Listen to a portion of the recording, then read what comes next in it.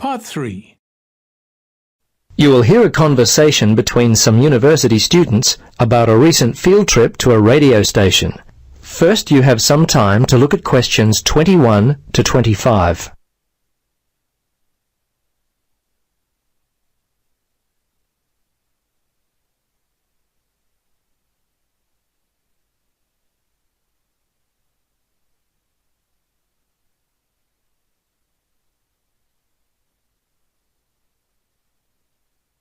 Now, listen carefully and answer questions 21 to 25.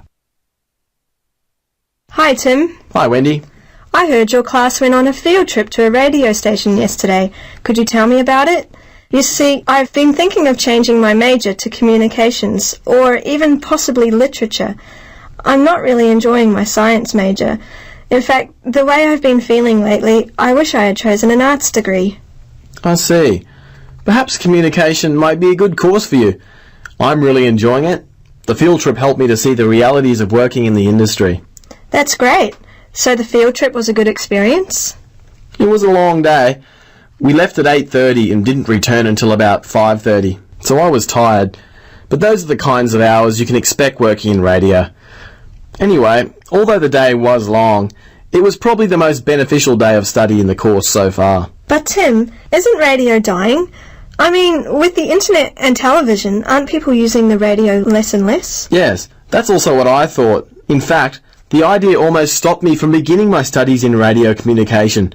But after the radio station visit, I was clearly able to see that radio continues to reach nearly 95% of the population. I guess I'm going to have to change my ideas on the effectiveness of radio. Seems like radio has a huge reach, but are you certain about that? 95% seems a very big number. Yeah, I thought the same as you, but when I read these figures, I changed my thinking. Here, take a look at this. These figures are for a typical small town. Oh, I see the viewing patterns.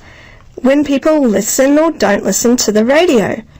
Radio is quite popular in the mornings. Yes, the listening pattern of the public is quite interesting. I guess in some ways the statistics weren't too surprising. Early on in the day, you know, before most people are heading off to work, the number of people listening is quite high.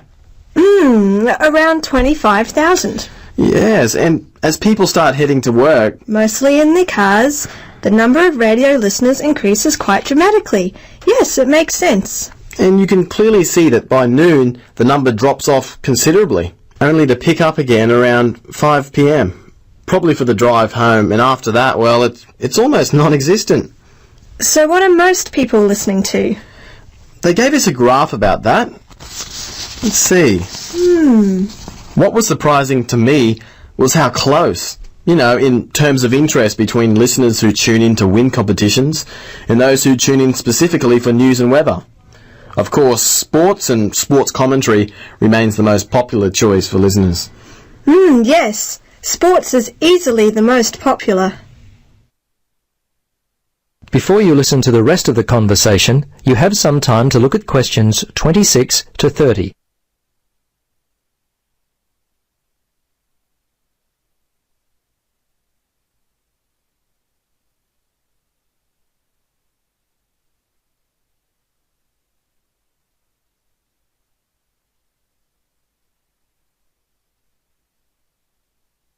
Now listen and answer questions 26 to 30.